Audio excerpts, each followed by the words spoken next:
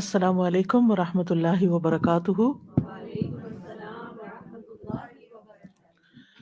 نحمده ونصلی علی رسولہ الکریم، اما بعد فاعوذ باللہ من الشیطان الرجیم، بسم اللہ الرحمن الرحیم۔ رب اشرح لی صدری ویسر لی امری واحلل عقدۃ من لسانی یفقہوا قولی۔ وَإِذَا سَأَلَكَ عِبَادِي عَنِّي فَإِنِّي قَرِيبٌ أُجِيبُ دَعْوَةَ الدَّاعِ إِذَا دَعَانِ فَلْيَسْتَجِيبُوا لِي وَلْيُؤْمِنُوا بِي لَعَلَّهُمْ يَرْشُدُونَ۔ اور جب میرے بندے آپ سے میرے بارے میں سوال کریں تو کہہ دیجئے بے شک میں قریب ہوں، میں پکارنے والے کی پکار کا جواب دیتا ہوں۔ جب بھی وہ مجھے پکارے تو ان کو چاہیے کہ وہ میرا حکم مانیں اور مجھ پر ایمان رکھیں تاکہ وہ ہدایت پائیں۔ رسول اللہ صلی اللہ علیہ وسلم سے بعض صحابہ کرام نے عرض کیا، کیا ہمارا رب قریب ہے کہ ہم اس سے سرگوشی کے انداز میں مناجات کریں، یا وہ ہم سے دور ہے کہ ہم اسے پکاریں، یعنی بلند آواز سے پکاریں؟ اس سوال کے جواب میں یہ آیت نازل ہوئی، وَإِذَا سَأَلَكَ عِبَادِي عَنِّي فَإِنِّي قَرِيبٌ، اور جب تجھ سے میرے بندے میرے بارے میں پوچھیں تو آپ ان کو بتا دیں کہ میں قریب ہوں۔ اس آیت میں اللہ سبحانہ تعالیٰ نے عبادی کہہ کر اپنے بندوں پر خاص رحمت ظاہر کی ہے، اور پھر اپنے قریب ہونے کا ذکر کر کے دعا کرنے کی ترغیب دی ہے۔ یعنی اللہ سبحانہ تعالیٰ ہمیں اپنے بندے کہہ کے پکار رہا ہے، میرے بندے، ہم سب اسی کے بندے ہیں۔ اور پھر یہ بھی بتا دیا کہ انی قریب، میں قریب ہوں، دور نہیں ہوں تم سے، تم جب چاہو مجھے پکار سکتے ہو۔ ابو موسیٰ اشعری کہتے ہیں کہ ایک سفر میں ہم رسول اللہ صلی اللہ علیہ وسلم کے ساتھ تھے۔ جب ہم کسی وادی میں اترتے تو لا الہ الا اللہ اور اللہ اکبر کہتے اور ہماری آوازیں بلند ہو جاتی، تو نبی صلی اللہ علیہ وسلم نے فرمایا، اے لوگو اپنی جانوں پر رحم کرو، کیونکہ تم کسی بہرے یا غائب کو نہیں پکار رہے، وہ تو تمہارے ساتھ ہی ہے، بے شک وہ سننے والا اور تم سے بہت قریب ہے، اس کا نام برکتوں والا ہے اور اس کی عظمت بہت ہی بڑی ہے۔ تو اللہ سبحانہ تعالیٰ قریب ہے، اس کو ہم چاہیں تو دل ہی دل میں پکاریں، سرگوشیوں کے انداز میں پکاریں یا اونچی آواز میں پکاریں، وہ ہر حال میں سنتا ہے، اور جب وہ سنتا ہے تو جواب بھی دیتا ہے اور ہماری دعائیں قبول بھی کرتا ہے۔ اس لیے ہمیں اس کو قریب محسوس کر کے اس سے دعائیں کرتے رہنا چاہیے۔ تو وہ دعا کی قبولیت کے اعتبار سے قریب ہے، دعا کو سننے کے لحاظ سے قریب ہے، اپنے علم کے اعتبار سے سب لوگوں کے قریب ہے، اور خاص طور پر عبادت کرنے والوں اور پکارنے والوں کے قریب ہے۔ یعنی اس کا قرب دو طرح کا ہے، ایک عام قرب ہے جو سب کے لیے ہے، اور ایک خاص قرب ہے جو اس کے خاص بندوں کے لیے ہے، اور وہ خاص بندے جو عبادت گزار ہیں، جو اس کا ذکر کرتے ہیں، جو اس کے شکر کرنے والے ہیں۔ تو اللہ سبحانہ تعالیٰ ان کی دعاؤں کو قبول کرتا ہے، ان کی مدد کرتا ہے، اور انہیں نیک کاموں کی توفیق عطا کرتا ہے۔ یہاں پر آپ دیکھ رہے ہیں کہ فَإِنِّي قریب کہہ کے بندے اور رب کے درمیان کوئی فاصلہ نہیں رکھا گیا اس اعتبار سے کہ کوئی اور واسطہ ہو۔ یہاں اللہ سبحانہ تعالیٰ نے جواب کو قل یا فقل کہہ کے نہیں فرمایا، جیسا کہ دوسری آیات میں آتا ہے۔ جتنے بھی سوال صحابہ کرام نے رسول اللہ صلی اللہ علیہ وسلم سے کیے تو ان کے جواب میں اللہ تعالیٰ نے فرمایا قل، آپ انہیں بتا دیجئے، لیکن یہاں پر قل بھی نہیں آیا، ڈائریکٹ فَإِنِّي قریب، اذا سألک عبادی انی فإنی قریب، یعنی بیچ میں کوئی واسطہ نہیں لایا گیا۔ تو اس سے یہ پتہ چلتا ہے کہ ہمارے اور ہمارے رب کے بیچ میں کوئی کسی اور واسطے اور کسی اور وسیلے کی ضرورت نہیں، بلکہ ہم میں سے ہر ایک۔ اور جب اللہ تعالیٰ نے یا عبادی کہہ دیا تو اس میں سارے بندے شامل ہو جاتے ہیں، چاہے وہ نیک ہوں یا بد ہوں، بڑے ہوں یا چھوٹے ہوں، گناہگار ہوں یا بہت پرہیزگار ہوں، کوئی بھی ہو، جو بھی اپنے رب کو پکارتا ہے رب اس کی پکار کو سنتا ہے اور وہ قریب ہے۔ لہٰذا جب ہمارا رب قریب ہے اور مجیب ہے، جیسا کہ آپ جانتے ہیں پروگرام کا نام بھی قریب و مجیب اسی لیے رکھا گیا کہ ہمارا اگر اپنے رب ہم سے تعارف ہو جاتا ہے، ہم اپنے رب کو پہچان جاتے ہیں کہ ہم کس کو پکار رہے ہیں اور وہ کہاں ہے، تو جتنا جتنا ہمارا یہ یقین ہوگا کہ وہ ہمارے قریب ہے اور وہ سنتا ہے اور جواب دیتا ہے، اتنی ہی زیادہ محبت اور توجہ کے ساتھ، اخلاص کے ساتھ ہم دعا کریں گے انشاءاللہ۔ اور پھر آپ دیکھیے کہ اللہ تعالیٰ ہماری دعاؤں کو ضائع نہیں کرتا۔ اجیب دعوت الداعی اذا دعانی، مطلب یہ ہے کہ جو بھی مجھ سے مانگتا ہے وہ کچھ پا کے ہی لوٹتا ہے، وہ نامراد نہیں ہوتا۔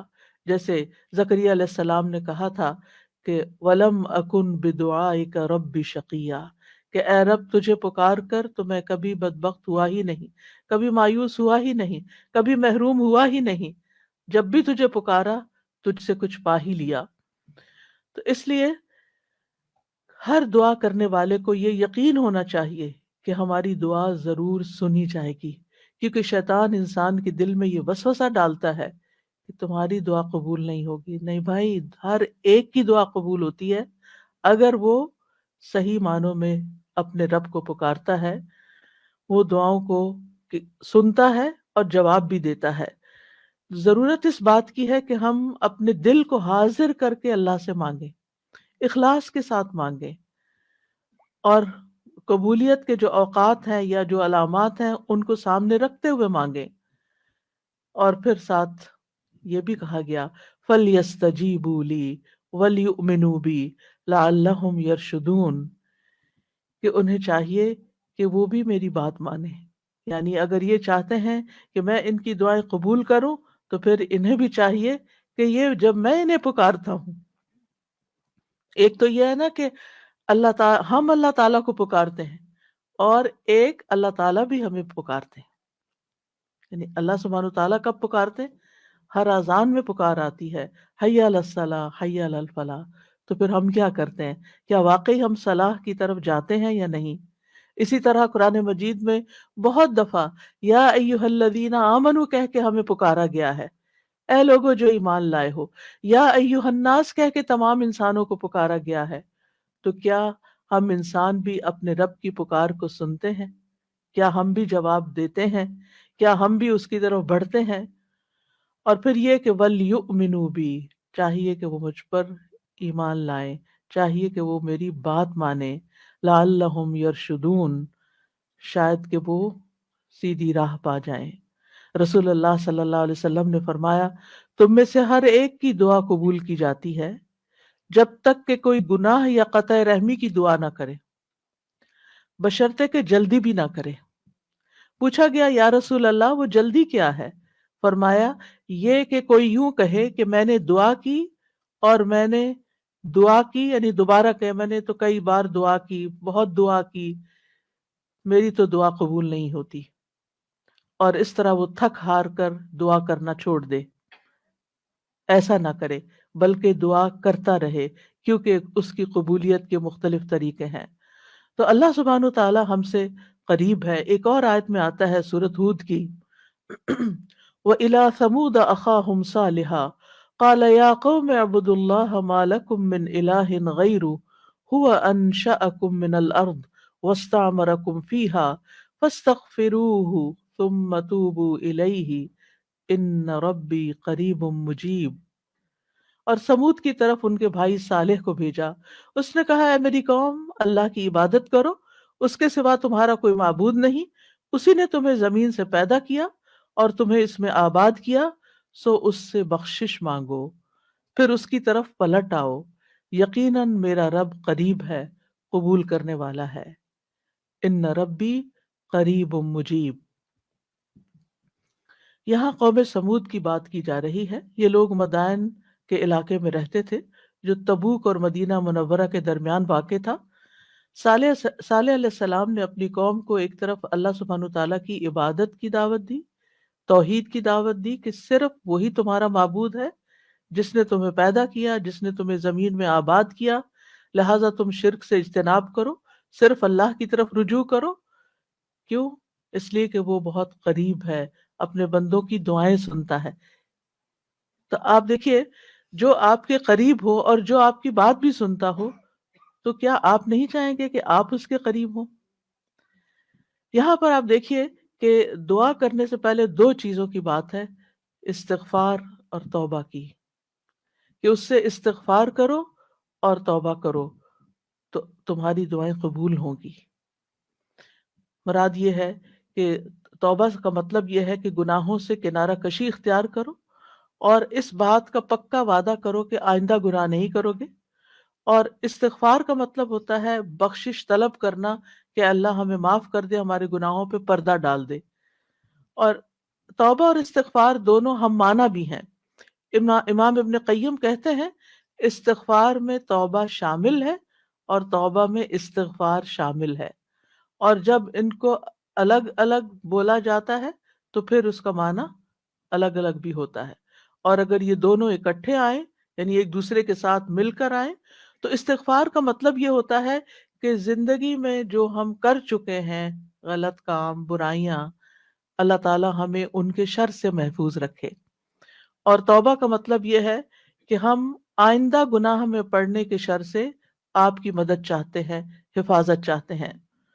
اور توبہ اس پختہ ارادہ کو بھی کہتے ہیں کہ دوبارہ گناہ نہیں کریں گے، آئندہ یہ نہیں کریں گے۔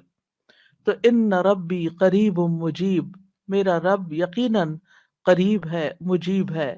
اور یہاں قریب قرب سے شفقت اور اکرام کے معنوں میں، یعنی رب بہت شفیق اور مہربان ہے، بہت کریم ہے۔ اور اس کا اپوزٹ ہوتا ہے بعید، دور۔ اور بہت کا لفظ سختی کے لیے بولا جاتا ہے کہ وہ جو شفیق نہ ہو، سخت ہو، کرخت ہو، اور پھر یہ کہ کچھ نہ دے۔ ہم؟ تو ایسا نہیں ہے ہمارا رب۔ ہمارا رب قریب ہے، مہربان ہے، اور اس کے ساتھ ساتھ یہ کہ وہ اپنے بندوں کا اکرام کرتا ہے اور انہیں سیدھے رستے پر چلاتا ہے، ان کی رہنمائی کرتا ہے، ان کی ضروریات پوری کرتا ہے، ان کی حفاظت کرتا ہے، ان کو مدد دیتا ہے، ان کی مشکلات دور کرتا ہے۔ لہٰذا ہمیں اپنے رب کو قریب پاتے ہوئے، اور قربت کا ایک احساس ہوتا ہے۔ اس قریب ہونے کا مطلب یہ نہیں کہ اللہ سبحانہ تعالیٰ کسی نعوذ باللہ فزیکل فارم میں ہمارے ساتھ بیٹھے ہوئے ہیں یا ہمارے دل میں بیٹھے ہوئے ہیں، یہ مطلب نہیں ہے قریب کا۔ قربت ایک احساس کا نام ہے۔ آپ نے دیکھا ہوگا بہت سے لوگ دور ہوتے ہوئے آپ کے دل کے قریب ہوتے ہیں، اور کئی لوگ آپ کے ساتھ رہتے ہوئے، آپ کے ساتھ بیٹھے ہوئے، آپ کے ساتھ زندگی گزارتے ہوئے بھی آپ سے دور ہوتے ہیں۔ تو اللہ سبحانہ تعالی کا قرب محسوس کرنے کی چیز ہے، یعنی اس کو اپنے، یعنی اس طرح کہ وہ سنتا ہے۔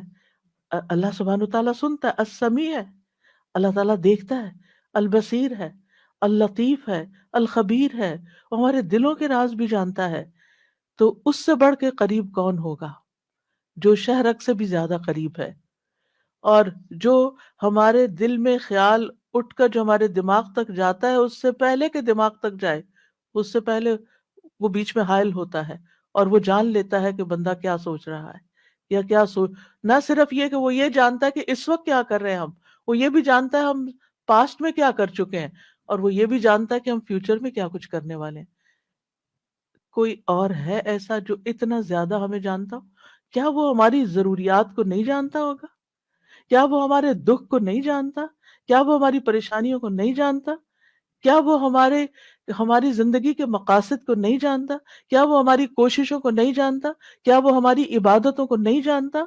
وہ خوب جانتا ہے، وہ سب کچھ جانتا ہے۔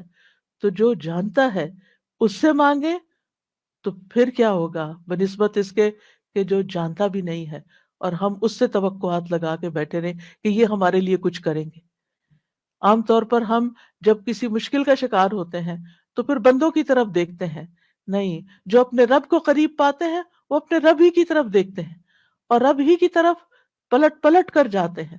اور توبہ کا مطلب، تابہ یتوبو کا مطلب پلٹ پلٹ کر جانا بھی ہے، کہ واپس پلٹتے ہیں کہ اللہ تعالیٰ اگر ہماری کسی بات سے آپ ناراض ہو گئے ہیں یا ہم سے خفا ہیں تو ہم تیری ہی طرف پلٹتے ہیں.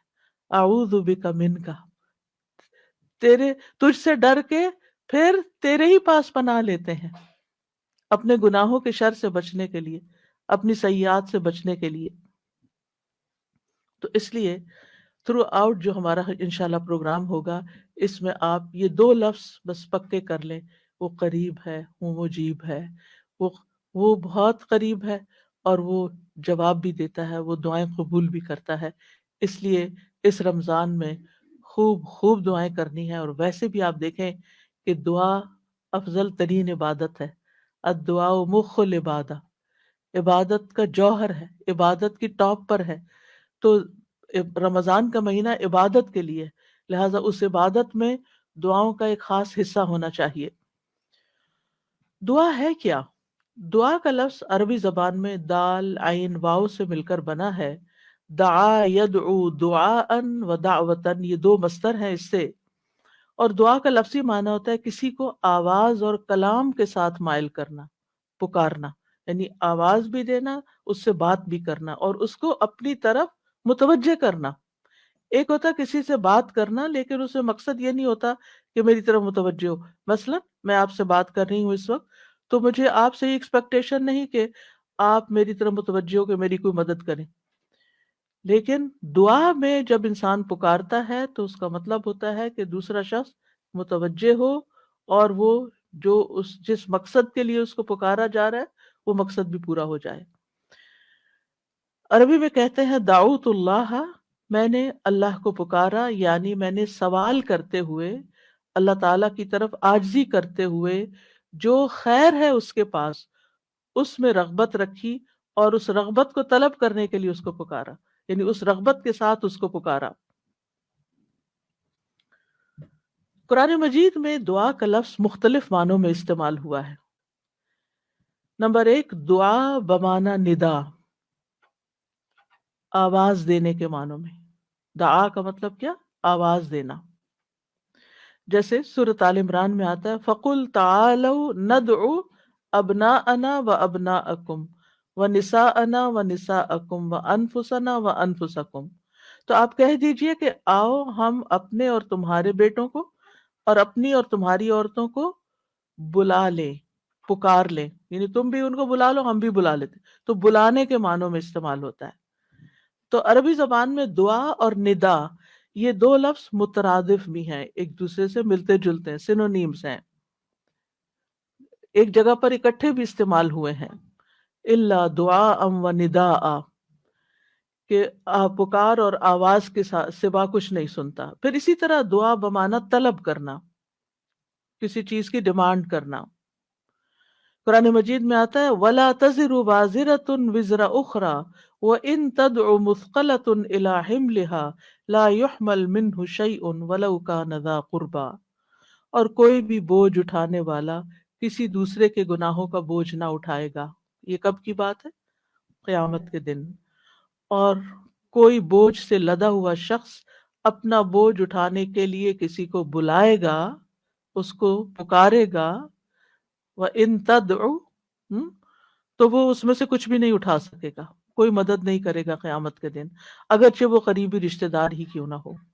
تو کسی کو مدد کے لیے بلانا، آؤ میرا سامان اٹھاؤ، میرا بوجھ اٹھاؤ، اس کے لیے بھی لفظ دعا جس میں ایک طلب پائی جاتی ہے استعمال ہوتا ہے. اسی طرح دعا کا لفظ بمعنی قول، بات کے بھی استعمال ہوتا ہے. قرآن مجید میں آتا ہے فَمَا كَانَ دَعْوَاهُمْ اذ جاءهم بأسنا الا ان قالوا انا كنا ظالمین.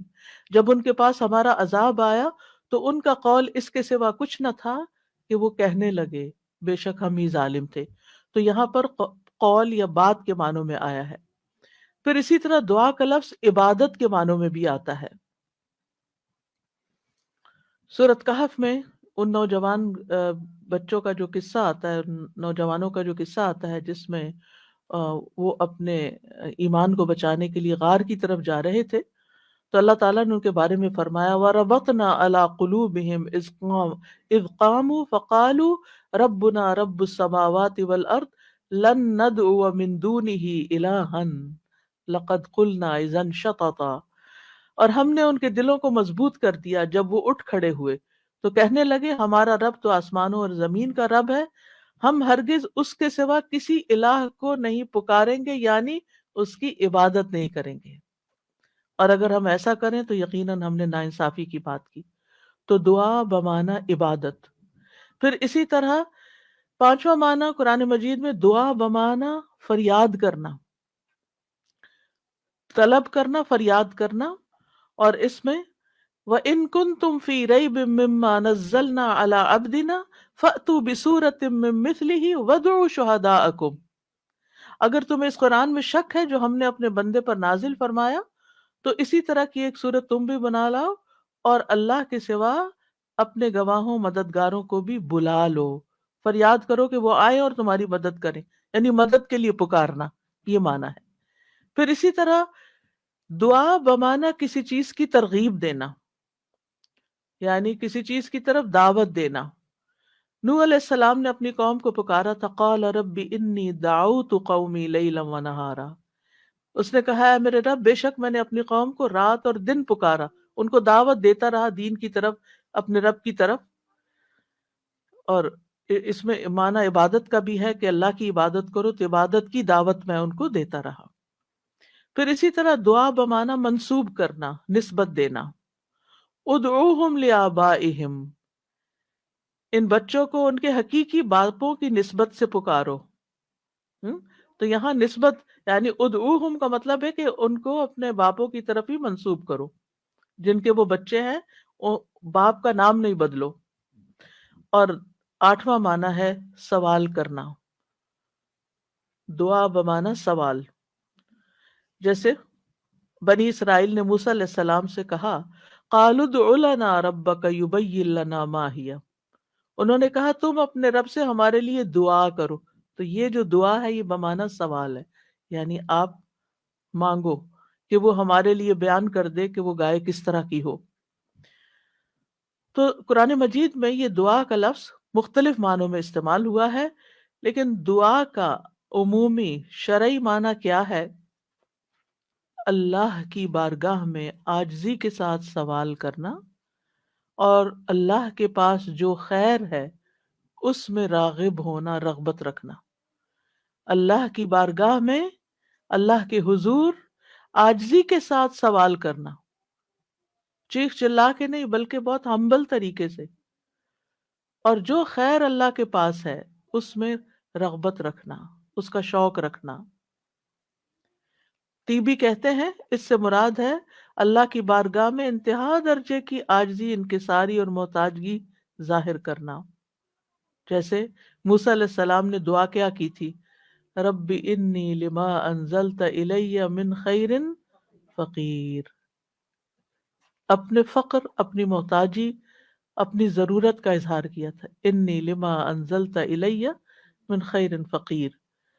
امام ابن قیم کہتے ہیں اس سے مراد ہے ایسی چیز کو طلب کرنا جو دعا کرنے والے کو فائدہ دے، یعنی فائدے کی چیز حاصل کرنے کے لیے سوال کرنا، اور ایسی چیز کو دور کرنے کے لیے طلب رکھنا جو اس کو نقصان دیتی ہو۔ تو پھر دو طرح سے دعا کرتا ہے انسان، کچھ فائدے کی چیزیں مانگتا ہے اور کچھ نقصان والی چیزوں کو دور کرنے کے لیے اللہ سے درخواست کرتا ہے۔ ہماری شریعت میں دعا کی دو بڑی اقسام ہیں، ایک ہے دعائے عبادت اور ایک ہے دعائے مسئلہ۔ دعائے عبادت کیا ہے؟ اس سے مراد ہے کہ انسان اللہ سے ثواب کی امید رکھتے ہوئے، اس کے عذاب سے ڈرتے ہوئے اس کی عبادت کرے، اس میں سوال نہیں ہے۔ تو عربی میں دعا بمانا عبادت بھی استعمال ہوتا ہے، آتا نا وقال ربکم ادعونی استجب لکم ان الذین یستکبرون عن عبادتی سیدخلون جہنم داخرین۔ اس میں دعا کے دونوں معنی آ گئے، اور تمہارے رب نے فرمایا کہ مجھ سے دعا کرو میں تمہاری دعا قبول کروں گا، یہ تو سوال ہو گیا۔ اور دوسرا، بے شک وہ لوگ جو میری عبادت سے تکبر کرتے ہیں عنقریب و ذلیل و خوار ہو کر جہنم میں داخل ہوں گے۔ تو یہاں عبادت کا معنی بھی آ گیا عبادت کے لفظ کے ساتھ یعنی دعا ایک طرح سے عبادت ہے. تو دعائے عبادت کیا ہے کہ انسان اللہ سے ثواب کی امید رکھتے ہوئے، اس کے عذاب سے ڈرتے ہوئے اللہ کی عبادت کرے، جیسے نماز پڑھے، روزہ رکھے، قرآن کی قرآت کرے، تسبیح کرے، صدقہ کرے، اللہ کی طرف لوگوں کو دعوت دے، تعلیم کا کام کرے. تو انسان ان میں سے جو بھی عبادت کا کام کرے گا وہ دراصل اللہ کی طرف راغب ہوگا، کیونکہ دعا میں رغبت پائی جاتی ہے نا. اور جو شخص مثلا نماز پڑھتا ہے تو گویا وہ زبان حال سے دعا کر رہا ہوتا ہے، اللہ سے بخشش مانگ رہا ہوتا ہے کہ اللہ تعالیٰ ہمارے اوپر رحم کیجیے، ہم نے جو گناہ کیے ہیں آپ ان کو معاف کر دیجیے. کیونکہ نماز بذات خود کیا کرتی ہے؟ بلاؤں کو ٹالتی ہے، گناہوں کو معاف کرنے کا ذریعہ ہے. ٹھیک ہے. اچھا، صدقہ کیا کرتا ہے؟ وہ بھی گناہوں کی آگ بجھاتا ہے. ٹھیک ہے نا. تو یہ جو گناہوں کی آگ کا بجھنا ہے، یہ ہم بول کے بھی کہہ سکتے اللہ ہمیں جہنم کے عذاب سے بچا، تو وہ ہماری زبان بول رہی ہوتی. لیکن جب ہم صدقہ دے رہے ہوتے ہیں تو گویا ہمارا عمل جو ہے وہ اسی چیز کا تقاضا کر رہا ہے کہ ہم اپنے اوپر سے گناہوں کا بوجھ اتارنا چاہتے ہیں. ٹھیک ہے. تو ایک دعا سوال کے انداز میں ہوتی ہے اور ایک دعا حال کے ساتھ بیان ہو رہی ہوتی ہے، عمل کے ساتھ ہو رہی ہوتی ہے. اور دوسری جو دعائے مسئلہ ہے جس میں مانگنے کی دعا ہوتی ہے، تو وہ یہ ہے کہ انسان دنیا اور آخرت کی کوئی بھی بھلائی طلب کرنے اور آخرت اور دنیا اور آخرت کے نقصان کو دور کرنے کا سوال اللہ سے ہی کرے. دنیا اور آخرت کی کوئی بھی بھلائی مانگنا اور دنیا اور آخرت کے کسی بھی نقصان سے بچنا، یہ بس اللہ ہی سے کرے اس کا سوال. یہ دعائے مسئلہ ہے، یعنی سوال کرنے والی، یعنی وہ دعا جس میں ہم سوال کرتے ہیں. کن چیزوں کا سوال کرتے ہیں؟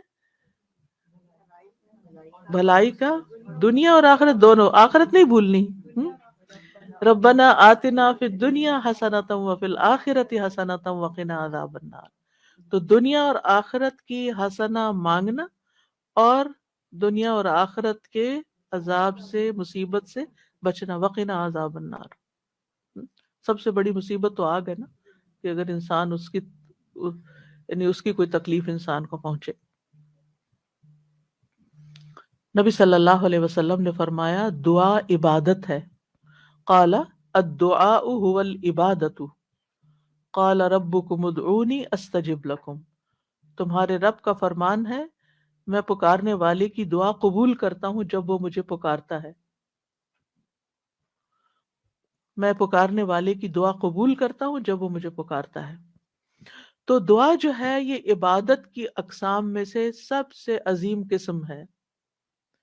امام خطابی اپنی کتاب شأن الدعا میں کہتے ہیں، اس حدیث کی وضاحت کرتے ہوئے الدعاء هو العبادہ، وہ کہتے ہیں کہ دعا عبادت کا ایک بڑا حصہ ہے یا سب سے افضل عبادت ہے. جیسے کہ لوگ کہتے ہیں لوگ بنو تمیم ہیں اور مال اونٹ ہیں، یعنی لوگوں کو دیکھنا تو بنو تمیم کو دیکھو، مطلب سب لوگوں سے افضل ہیں. نبی صلی اللہ علیہ وسلم اسی سے تھے نا، اور ان کی تعداد بھی زیادہ تھی. اور اسی طرح عربوں کے ہاں مال کی سب سے بڑی قسم اونٹ ہوا کرتے تھے. وہ کہتے ہیں مال تو اصل میں اونٹ ہے، اور لوگ تو بنو تمیم ہی ہے. تو اسی طرح کہا گیا دعا تو عبادت ہی ہے. الدعاء هو العبادہ، دعا ہی عبادت ہے. الحج عرفہ، تو اس کا یہ مطلب ہے کہ صرف عرفہ میں جاؤ، یہ نہیں. مطلب یہ ہے کہ جتنے بھی ارکان آپ حج کے ادا کرتے ہیں ان میں سے عرفہ کے دن کا قیام اگر کسی نے پا لیا تو اس کا حج ہو گیا، اور وہ سب سے بڑا دن ہے جس میں بخشش ہوتی ہے. تو یہ عربوں کے کہنے کا ایک انداز بھی ہے نا. اور مراد اس سے کیا ہے کہ دعا سب سے افضل عبادت ہے اور ساری اطاعتوں اور ساری بندگیوں کا مغز ہے، کہ انسان اپنی ہر پریشانی اور ہر ضرورت میں اللہ کی طرف متوجہ ہو جائے. یہ ہے اصل مقصد. اگر کسی مشکل میں پڑ گیا ہے تو اس مشکل کے دور ہونے کے لیے بس اللہ ہی کی طرف رجوع کرے اور اسی کا انتظار کرے کہ وہی کاٹے گا، لوگوں سے توقعات ہٹا لے۔ اس کا یہ مطلب نہیں کہ ہم لوگوں سے ہیلپ لے نہیں سکتے، آپ لوگوں سے ہیلپ لے سکتے ہیں، آپ ان کو بتا سکتے ہیں کہ آپ کس مشکل میں ہیں اور اس کا حل کیا ہے، لیکن ان سے توقع نہ رکھے کہ یہ میری مشکل حل کر دیں گے۔ مثلا آپ کو کوئی پرابلم ہوئی ہے، آپ کسی سے مشورہ کرنا چاہتے ہیں، آپ کسی سے کاؤنسلنگ یعنی لینا چاہتے ہیں، آپ ضرور لیں، لیکن یہ توقع نہ رکھیں کہ یہ آپ کا مسئلہ حل کر دے گا، یا یہ آپ بس یہی آپ کے لیے سب کچھ ہو گیا۔ اس کو اللہ سبحانہ تعالیٰ سے آگے نہ رکھیں۔ کو کہتے ہیں نا ہمت مردہ مدد خدا، ہمت آپ نے کرنی ہے، کوشش آپ نے کرنی، مدد اللہ نے کرنی ہے۔ دعا میں دعا کی بھی ہمت ہوتی ہے، اور دعا کے لیے بھی ایک ایفرٹ لگانی پڑتی ہے، اور اس کے لیے یکسو ہونا پڑتا ہے۔ خصوصاً آپ دیکھیں کہ جب کسی بڑی پریشانی کے نتیجے میں انسان کے ہوش اڑ جاتے ہیں، اوسان خطا ہو جاتے ہیں، اس کو کچھ سمجھ نہیں آتی، تو ایسی صورت میں انسان اپنے خیالات کو مجتمع کر کے، فوکس کر کے، پوری توجہ کے ساتھ اللہ کی طرف جب متوجہ ہوتا ہے، تو یہ ہے اصل میں دعا کی روح۔ اور نہ صرف یہ کہ بڑی مشکلات میں، بلکہ چھوٹی چھوٹی ضروریات میں بھی اللہ کی طرف رغبت کرنی چاہیے، کیونکہ ہم سب یعنی دعا کی ضرورت کیوں ہے ہماری زندگی میں؟ کیونکہ ہم اللہ کے محتاج ہیں، بادشاہ وہی ہے، ہم فقیر ہیں۔ یا ایھا الناس انتم الفقراء الی اللہ، اے لوگو تم سب اللہ کے محتاج ہو، کوئی بھی انڈیپینڈنٹ نہیں، کوئی بھی یہ نہیں کہہ سکتا کہ میں اپنے سب کام خود ہی کر سکتا ہوں۔ واللہ هو الغنی الحمید، اور اللہ سب سے بے پرواہ ہے اور تعریف کے لائق ہے، بندوں میں سے کوئی بھی بے پرواہ نہیں ہو سکتا، ہم سب محتاج ہیں۔ دوسری بات، اللہ سارے خزانوں کا مالک ہے۔ وَإِن مِّن شَيْءٍ إِلَّا عِندَنَا خَزَائِنُهُ، کوئی چیز ایسی نہیں، وَإِن مِّن شَيْءٍ إِلَّا عِندَنَا خَزَائِنُهُ، کہ جس کے خزانے ہمارے پاس نہ ہوں۔ آپ کوئی چیز آرڈر کرنا چاہتے ہیں تو پتہ چلتا ہے وہ تو ہے ہی نہیں، ختم ہو گئی، سٹاک ختم، آؤٹ آف سٹاک۔ بڑی سے بڑی کمپنی، بڑے سے بڑے ریسورسز رکھنے والے انسانوں سے جب آپ مانگتے ہیں تو آپ دیکھیں کیا ہوتا ہے کہ انسان بعض اوقات وہ اوپر جا کے اتنی نیچے گرتے ہیں کہ پائی پائی کے محتاج ہو جاتے ہیں۔ ایسی مثالیں آپ نے بھی دیکھی ہوں گی، سنی بھی ہوں گی، کہ کہاں ان کے پاس بہت کچھ تھا اور کہاں وہ زیرو پہ آ گئے۔ اللہ تعالیٰ ایسا نہیں ہے، ہمیشہ سے ہے اس کے پاس اور ہمیشہ رہے گا۔ ساری مخلوق اگر کسی میدان میں جمع ہو کر سب کچھ مانگے تو بھی اللہ تعالیٰ کے خزانوں میں اتنی کمی نہیں آتی جتنی ایک سوئی کو سمندر میں ڈبو کے نکالا جائے تو پانی کے ساتھ کچھ لگتا ہے، پانی جو سوئی کے ساتھ لگتا ہے اتنی بھی کمی نہیں ہوتی۔ وہ جتنا چاہے خرچ کرتا رہے، جتنا چاہے وہ بندوں کو دیتا رہے، پھر بھی اس کے ہاتھ بھرے رہتے ہیں، ان میں کوئی کمی نہیں ہوتی۔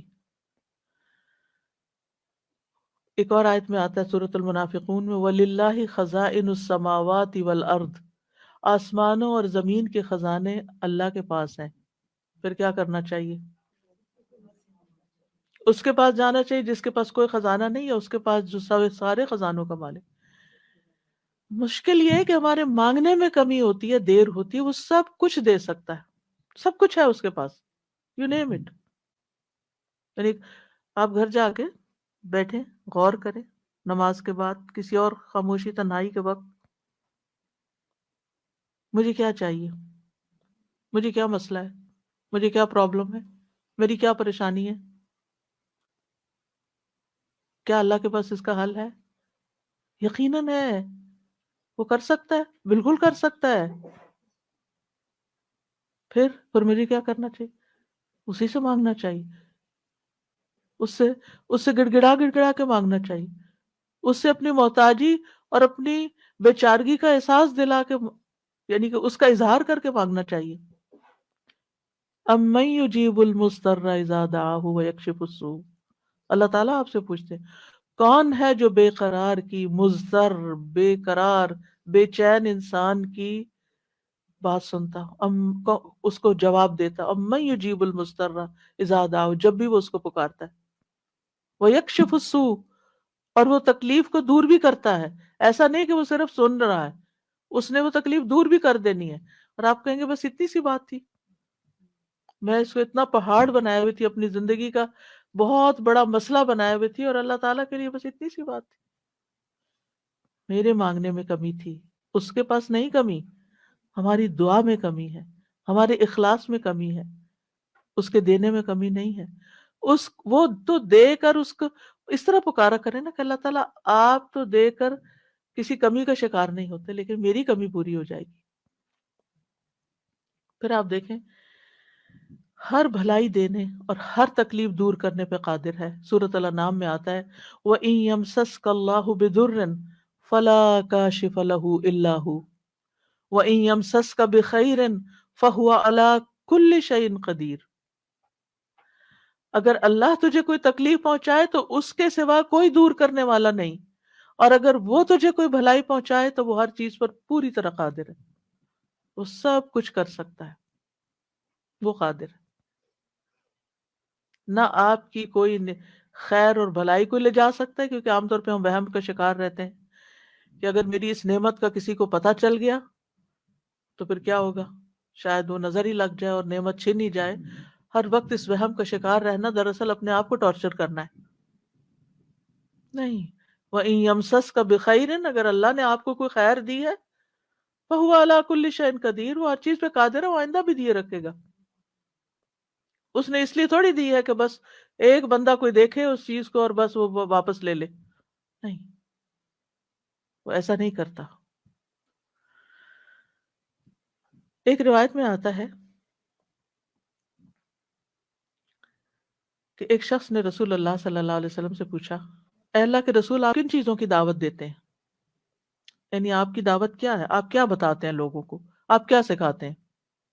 آپ نے فرمایا میں اس اللہ کی طرف دعوت دیتا ہوں جو اکیلا ہے، وہ اللہ کہ جب تم پر کوئی مصیبت آتی ہے اور تم اسے پکارتے ہو تو وہ تم سے تمہاری مصیبت دور کر دیتا ہے. یہ ہے اللہ کا تعارف. جب آپ کے بچے آپ سے پوچھیں اللہ کون ہے تو آپ کیا بتاتے ہیں؟ ہم؟ ہاں، بڑے بڑے لفظ بولتے ہیں نا. یہ دیکھیں یہاں پر کیا بولا گیا، اتنے سمپل. آپ بچے کو کہہ سکتے ہیں اللہ وہ ہے جو تمہیں کھانا دیتا ہے، اللہ وہ ہے جو تمہیں فلاں چیز دیتا ہے، تمہیں ماما بابا دیے ہیں. جو جو بچے کی ضرورت ہوتی ہے ایج کے حساب سے آپ اس اعتبار سے بچے کو اللہ کا تعارف کرا سکتے ہیں، ان چیزوں کے ساتھ جو نظر آتی ہیں اور جو اس کی پسند کی ہیں کہ وہ ہے اللہ. پھر آپ نے فرمایا کون ہے اللہ کہ جب تم کسی بیابان اور جنگل میں راستہ بھول جاؤ اور تم اس سے دعا کرو تو وہ تمہیں واپس پہنچا دیتا ہے. اور صرف جنگل بیابان نہیں، اب تو خیر جی پی ایس وغیرہ کی سہولت موجود ہے، اس کے باوجود بھول جاتے ہیں نا، اس کے باوجود غلط ٹرن لے لیتے ہیں، کبھی پہلے اور کبھی بعد میں. جی پی ایس فریز ہو جاتے ہیں، نیٹ چلا جاتا ہے، وہ روڈ میپ ختم ہو جاتا ہے، کئی مسائل ہیں. تو کبھی بھی راستہ بھولیں تو ہم پہلی بات یہ سوچیں کہ اللہ سے دعا کرتے ہیں اللہ راستہ دکھا دے. راستہ بھولنے پر مجھے کبھی ٹینشن نہیں ہو، میں ہمیشہ سوچتی ہوں اللہ پہنچا دے گا، ہو جائے گا، کوئی مسئلہ نہیں. اللہ کے تو علم میں ہے نا. میں تو کہتی ہوں کہ آپ کو پتا ہے نا کہاں ہے، بس وہاں لے جائیں. ہمیں نہیں پتا، آپ کو تو پتا ہے نا. تو جب آپ اللہ سے مانگتے ہیں، کبھی لاڈ پیار سے، کبھی اس کی کسی صفت کا واسطہ دے کر، کبھی اپنی عاجزی محتاجی ظاہر کر کے، تو وہ ضرور سنتا ہے. پھر فرمایا وہ ذات کہ جب تم قحط سالی میں مبتلا ہوتے ہو اور تم اس سے دعا کرتے ہو تو وہ تم پر پیداوار ظاہر کر دیتا ہے، یعنی تمہیں تمہاری پیداوار اگا دیتا ہے زمین سے. یہ ہے اللہ، یہ اللہ کا تعارف. پھر آپ دیکھیے کہ ہم کیوں اللہ سے مانگیں، کیونکہ زمین و آسمان کی ساری مخلوق اللہ ہی سے مانگتی ہے، تو ہم کیوں نہ مانگیں. آپ غور کیجئے ذرا اس بات پر، یسألہ من فی السماوات والارض، کل یوم ہوا فی شأن، اسی سے مانگتا ہے جو کوئی آسمانوں اور زمین میں ہے، ہر دن وہ ایک نئی شان میں ہے، اسی سے مانگ رہا ہے ہر کوئی جو آسمانوں اور زمین میں ہے، ہر کوئی۔ کون کون ہے آسمانوں اور زمین میں؟ آسمانوں میں فرشتے ہیں جن کو ہم جانتے ہیں، زمین پر انسان اور جنات ہیں، اس کے علاوہ جو اور مخلوقات ہیں، وہ ساری مخلوق اللہ سے مانگ رہی ہے۔ اگر ساری مخلوق اللہ سے مانگتے اور ہم کسی اور سے مانگنا شروع کر دیں، غیر اللہ سے مانگیں، تو کتنی حماقت والی بات ہے نا۔ اللہ نے عقل اسی لیے دی تھی کہ ہم اللہ ہی کو نہ پہچانے۔ تو اللہ سبحانہ وتعالیٰ سے سوال کرنے کے اعتبار سے 4 طرح کے لوگ ہیں۔ امام ابن تیمیہ کہتے ہیں پس تمام آسمانوں اور زمین کے لوگ اللہ سے سوال کرتے ہیں تو ان کے 4 درجات بن جاتے ہیں۔ پہلی قسم، کچھ وہ لوگ ہوتے ہیں جو نہ ہی اللہ کی عبادت کرتے ہیں نہ ہی اس سے مدد طلب کرتے ہیں، حالانکہ اللہ نے ان کو پیدا کیا، ان کو رزق دیا، ان کو عافیت دی۔ تو یہ کون ہے؟ نہ اللہ کی عبادت نہ ہی اس سے دعا، کچھ بھی نہیں، کوئی تعلق نہیں۔ دوسری قسم کے وہ لوگ ہوتے ہیں جو اللہ سے مدد طلب کرتے ہیں تو وہ ان کی مدد کر دیتا ہے، لیکن وہ اللہ کی عبادت نہیں کرتے، عبادت نہیں کرتے۔ ہاں، جب کوئی مسئلہ پیش آتا ہے تو پھر کیا کرتے ہیں؟ پھر دعا کر لیتے ہیں۔ ایسے لوگ آپ نے دیکھے ہوں گے، نماز نہیں، روزہ نہیں، صدقہ خیرات کچھ نہیں، ہاں کوئی مشکل پیش آئے تو پھر اللہ سے دعا کرتے ہیں۔ تیسری قسم کے کچھ وہ لوگ ہوتے ہیں جو اللہ کی عبادت اور اطاعت طلب کرتے ہیں، لیکن نہ ہی اس سے مدد مانگتے ہیں نہ اس پہ توکل کرتے ہیں۔ نماز روزہ کر لیں گے، دعا نہیں کرتے، کہتے ہیں اللہ کو پتہ ہی ہے نا کیا چاہیے، اب مانگنا کس لیے؟ نہیں، اللہ تعالیٰ خود فرماتے وقال ربکم ادعونی، تمہارا رب کہتا ہے مجھ سے دعا کرو، تو کیوں نہ دعا کریں؟ ہمیں دعا کرنی ہے۔ چوتھی قسم کے وہ لوگ ہوتے ہیں جو اللہ کی عبادت بھی کرتے ہیں اور اس سے دعا بھی کرتے ہیں، اس سے مدد بھی طلب کرتے ہیں، تو اللہ تعالیٰ انہیں اپنی عبادت اور اطاعت پر ان کی مدد کرتا ہے۔ جیسے ہم کہتے ہیں ربی اعنی علی ذکرک و شکرک و حسن عبادتک، تو اللہ تعالیٰ مدد بھی فرماتا ہے۔ اب ہم اپنے آپ کو دیکھیں کہ ہم کون سی کیٹیگری میں فال کرتے ہیں، ہم کہاں ہیں؟ کیا ہم ان لوگوں میں ہیں جو عبادت بھی کرتے ہیں اور دعا بھی کرتے ہیں؟ تو یہ ٹاپ کلاس کے لوگ ہیں، اور باقی اللہ تعالیٰ کے حق میں کمی کوتاہی کرتے ہیں۔ تو ہمیں دعا کرتے رہنا چاہیے، اللہ تعالیٰ کو پکارتے رہنا چاہیے، ہر ضرورت میں، ہر مقصد میں، ہر پریشانی میں، ہر دکھ میں، ہر بیماری میں، ہر موقع پر، ہر چیز کے لیے، چھوٹی سے چھوٹی چیز کے لیے، بڑی سے بڑی چیز کے لیے اللہ ہی سے مانگنا چاہیے، کیونکہ وہ دے کر احسان نہیں جتاتا، وہ دے کر شرمندہ نہیں کرتا، وہ دے کر ہم سے واپس نہیں مانگتا، وہ بغیر شرط کے دیتا ہے، غیر مشروط دیتا ہے۔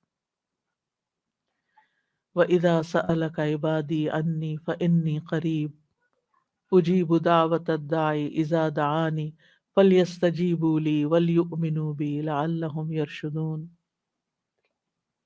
تلاوت ایک دفعہ اور لگا دی، اسی آیت کی تلاوت لگا دی، وَإِذَا سَأَلَكَ۔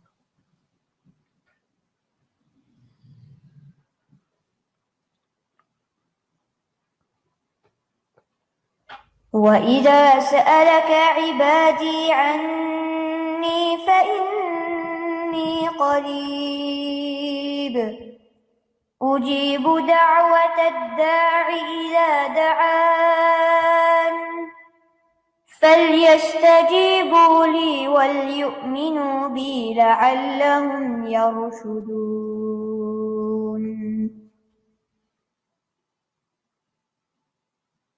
تو ہمیں مانگتے رہنا چاہیے کیونکہ وہ قریب ہے، وہ مجیب ہے۔ اللہ سبحانہ وتعالیٰ اپنے بندوں کو خود فرماتا ہے کہ اللہ سے اس کے فضل کا سوال کرو، یہ اللہ کا حکم ہے۔ سورۃ النساء میں آتا ہے وَاسْأَلُوا اللَّهَ مِن فَضْلِ، اور اللہ سے اس کے فضل کو مانگو کہ اللہ اپنا فضل فرما۔ فضل کیا ہوتا ہے؟ جو ہم ڈیزرو نہیں کرتے، نہ اپنی عبادت کی وجہ سے، نہ کسی محنت کی وجہ سے، نہ کسی قابلیت کی وجہ سے، نہ کسی ہنر کی وجہ سے، ہم ڈیزرو نہیں کرتے، لیکن آپ دے سکتے، ہم پھر بھی آپ سے مانگتے ہیں، چاہے ہم اس قابل نہیں لیکن پھر بھی آپ سے مانگتے ہیں، آپ ہمیں عطا کیجئے۔ اور اللہ تعالیٰ کو یہ بات پسند ہے کہ بندے اس سے مانگیں، کیونکہ بندے کو جب کسی چیز کی ضرورت ہوتی ہے نا، اور وہ اس کو اللہ تعالیٰ سے مانگتا ہے، تو وہ اللہ تعالیٰ کے ساتھ کنیکٹ ہو جاتا ہے، اللہ تعالیٰ کو یاد کرتا ہے، اس کے سامنے اپنی حالت کا اظہار کرتا ہے، اپنا دکھ، اپنا شکوہ، اپنا غم، اپنا رنج، اپنی پریشانی اس کو سناتا ہے، جو سن کر آگے نشر نہیں کرتا۔ جب ہم بندوں کے سامنے اپنی کسی پریشانی کا ذکر کر دیتے ہیں تو بعض اوقات کیا کرتے ہیں، وہ آگے بیان کر دیتے ہیں، اور یوں آپ کے راز کھل جاتے ہیں، آپ کا مرتبہ اور مقام لوگوں کی نگاہ میں گر جاتا ہے، کچھ لوگ آپ سے حسد کرنے لگتے ہیں، کچھ لوگ آپ کی تکلیف پہ خوش ہوتے ہیں۔ تو اس لیے ہمیں اللہ سبحانہ تعالیٰ کے سامنے ہی اپنے رنج اور دکھ کی فریاد رکھنی چاہیے۔ اللہ تعالیٰ اپنے بندوں کو ہر اس چیز سے، ہر چیز کو اسی سے مانگنے کا حکم دیتا ہے۔ اب ہر چیز میں کیا ہے؟ صحیح مسلم کی روایت ہے، ابو ذر غفاری رضی اللہ عنہ کہتے ہیں کہ نبی صلی اللہ علیہ وسلم اپنے رب تبارک و تعالیٰ سے روایت کرتے ہیں کہ بے شک اللہ تعالیٰ فرماتا ہے، اے میرے بندو تم سب گمراہ ہو سوائے اس کے جسے میں ہدایت دوں، پس تم مجھ سے ہدایت مانگو، میں تمہیں ہدایت دوں گا۔ نمبر 1 دعا کیا ہونی چاہیے؟ ہدایت کی۔ دن کی ہر رکعت میں ہم اہدنا الصراط المستقیم مانگتے ہیں، ہر کام میں ہمیں گائیڈنس چاہیے، ہمیں کلیرٹی چاہیے، چاہے دین کا کام ہو چاہے دنیا کا کام، ہر چیز میں ہمیں صحیح راستہ، صحیح اسٹریٹجیز اختیار کرنے کی ضرورت ہوتی ہے، تب وہ کام ہو پاتا ہے، اور اس طرح ساری کنفیوژن بھی دور ہو جاتی، ساری پریشانی بھی دور ہو جاتی کہ میں نے اللہ سے دعا کر لی، اللہ تعالیٰ آپ مجھے صحیح طریقہ بتا دے، مجھے اس کام میں کیسے کرنا ہے، اس کام کو کیسے لے کے چلنا ہے۔ تو ہر موڑ پر، ہر کام میں ہمیں ہدایت کی ضرورت ہوتی ہے، تو اہدنا الصراط المستقیم۔ پھر فرمایا، اے میرے بندو تم سب بھوکے ہو سوائے اس کے جسے میں کھلاؤں، تو تم مجھ سے کھانا مانگو، میں تمہیں کھانا کھلاؤں گا۔ سبحان اللہ، سب سے بڑی ضرورت ہدایت کے بعد انسان کی کیا ہے؟ کھانا، جو اس کو دن میں کئی بار کھانا پڑتا ہے، اور انسان سب سے زیادہ پریشان بھی اس کے لیے ہوتا ہے، اور مال کا سب سے بڑا حصہ بھی اسی پہ خرچ ہوتا ہے۔ یعنی دن میں اگر آپ دیکھیں تو آپ ہر روز اپنا لباس نہیں خریدتے، ہر روز آپ اپنی ٹوائلٹریز نہیں خریدتے، ہر روز اپنی اور چیزیں نہیں خریدتے، برتن نہیں خریدتے، کٹلری، جیولری، یہ سب روز تھوڑی خریدا جاتا ہے، لیکن کھانا تو ڈیلی چاہیے، کھانا تو ڈیلی کنزیوم کرنا ہے، تو اس سے مانگو، اور خاص طور پر اگر کچھ خاص کھانے کو دل چاہتا ہے وہ بھی اس سے مانگو۔ نیوٹریشس چاہیے، ہولسم چاہیے، صحت مند چاہیے، کیونکہ ساری بیماریاں ہی کھانے سے پیدا ہوتی ہیں۔ تو کھانا، یعنی کھانا مانگو صرف یہ نہیں کہ ہے نہیں، بلکہ اچھا کھانا مانگو تو اللہ تعالیٰ کھلائے گا۔ اے میرے بندو تم سب برہنہ ہو سوائے اس کے جسے میں لباس پہناؤں، تو تم مجھ سے لباس مانگو، میں تمہیں لباس پہناؤں گا۔ بعض اوقات انسان کو کوئی خاص چیز پہننے کو دل چاہتا ہے، مانگے اللہ سے، اللہ دے گا۔ اے میرے بندو تم سب دن رات گناہ کرتے ہو اور میں سارے گناہوں کو بخش دیتا ہوں، تم مجھ سے بخشش مانگو، میں تمہیں بخش دوں گا۔ کیوں اپنے اوپر بوجھ لیے پھرتے ہو؟ کتنے گناہ کر لیے، بہت لیٹ کر دیا، پتہ نہیں اب میری معافی ہوگی یا نہیں، اب میں کیا کروں؟ وہ معاف کر دے گا، مانگ کر تو دیکھو۔ اے میرے بندو اگر تمہارے اولین و آخرین اور جن و انس ایک صاف چٹیل میدان میں کھڑے ہو کر مجھ سے مانگنے لگیں، اور میں ہر ایک کو جو مجھ سے مانگ رہا ہے وہ سب کچھ دے دوں جو وہ مانگ رہا ہے، تو میرے خزانوں میں کوئی کمی نہیں ہوگی مگر جتنی سمندر میں سوئی ڈال کر نکالنے سے کمی آتی، کچھ کمی نہیں۔ مانگو، اس کا تو کچھ نہیں بگڑتا، اس کا تو کچھ کم نہیں ہوتا۔ نبی صلی اللہ علیہ وسلم نے بھی اللہ سے مانگنے کا حکم دیا ہے۔ عبداللہ بن عباس کہتے ہیں ایک دن وہ رسول اللہ صلی اللہ علیہ وسلم کے پیچھے سوار تھے، تو رسول اللہ صلی اللہ علیہ وسلم نے ان سے فرمایا، اے لڑکے، میں تجھے چند کلمات سکھا رہا ہوں، احفظ اللہ یحفظ کا، تم اللہ کے احکام کی حفاظت کرو، اللہ تمہاری حفاظت کرے گا۔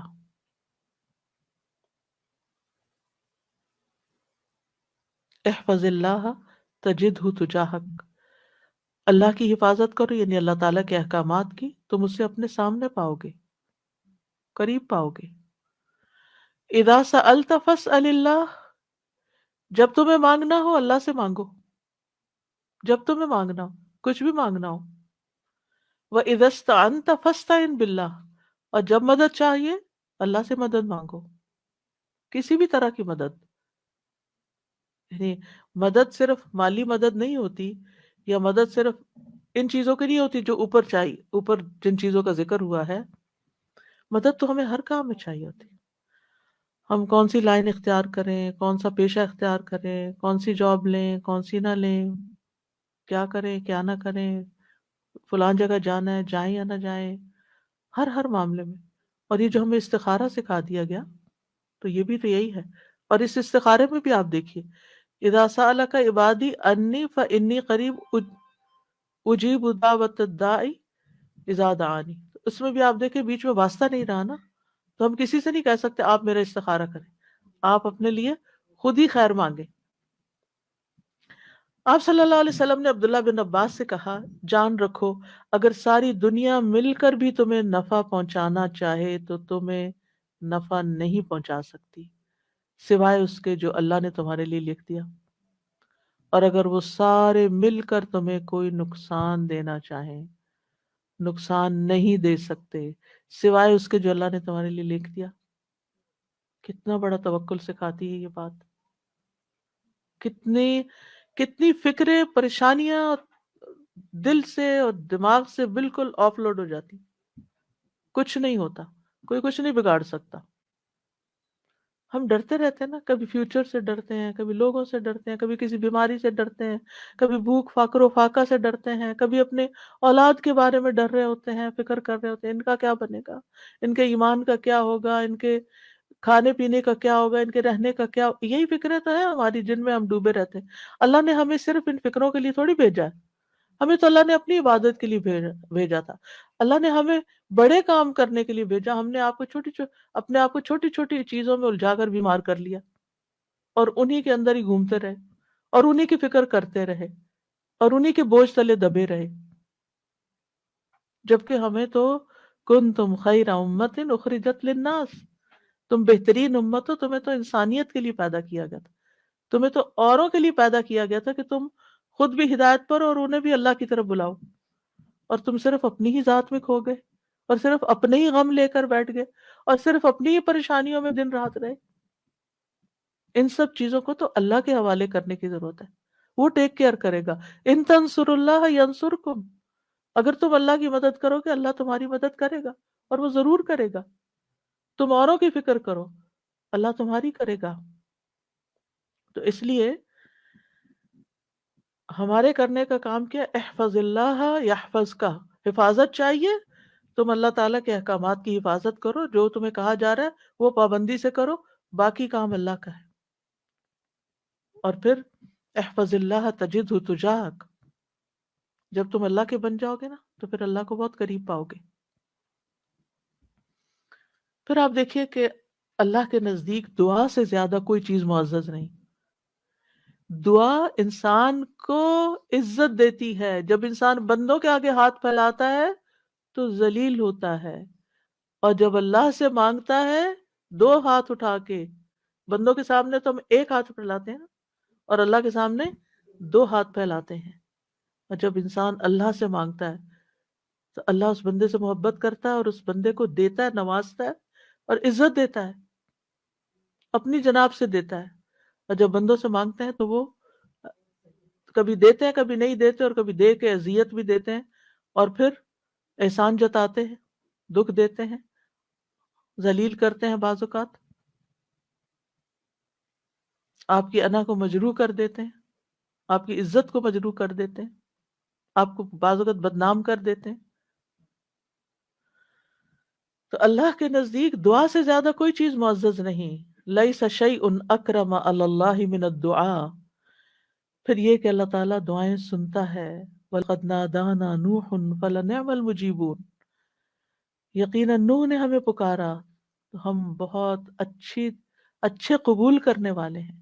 ہم نے ان کی سنی، ہمیں کیوں بتایا جا رہا ہے؟ تاکہ تم بھی پکارو، تمہاری بھی سنی جائے گی. ابراہیم علیہ السلام نے کیا کہا تھا؟ ان ربی لسمیع الدعاء. میرا رب تو یقیناً دعا سننے والا ہے، وہ تو ضرور سنتا ہے. اور پھر خاص طور پر جو مضطر ہو، بے چین ہو، بے قرار ہو، لاچار ہو. امن یجیب المضطر اذا دعاہ ویکشف السوء. یہ لاچار کون ہوتا ہے؟ ابن عباس کہتے ہیں اس سے مراد وہ شخص ہے جس کی ایسی ضرورت ہو جو اس کو مشقت میں ڈال دے. انسان کا حال یعنی مصیبت میں پڑ جائے انسان، چاہے اندر قلبی روحانی طور پر، چاہے مالی طور پر، چاہے صحت، یعنی کسی بھی اعتبار سے جو چیز اس کو مشکل میں ڈال دے، مشقت میں. یہ لاچاری ہوتی ہے، کہتے ہیں ڈپینڈنسی جیسے ہو جاتی ہے دوسروں پر.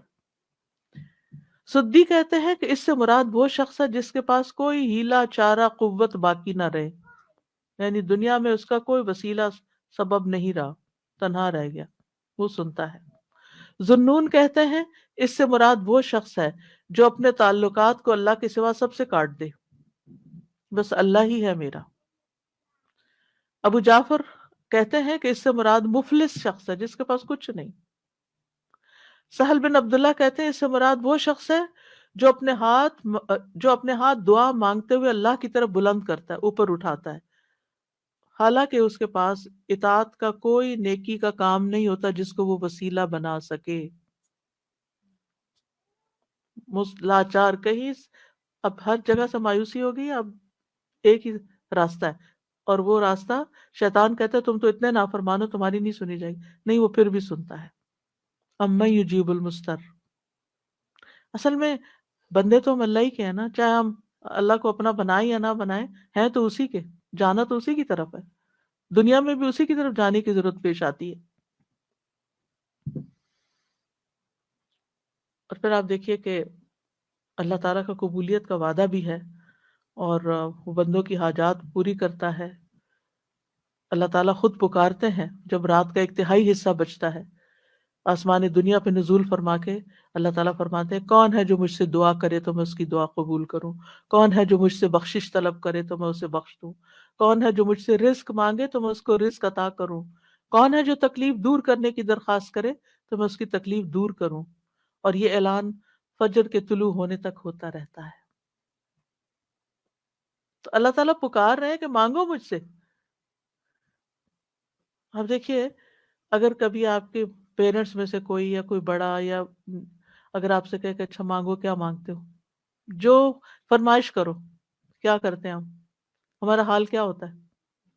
بہت خوش ہو جاتے ہیں کہ اتنی بڑی آفر آ گئی ہے، کرو فرمائش، کیا چاہیے، جیولری چاہیے، کپڑے چاہیے، جو چاہیے مانگو. تو ہمارا خوشی سے ایسا حال ہوگا کہ ہمیں یہ بھی یاد نہیں رہے گا کہ اب مانگنا کیا ہے ہم نے.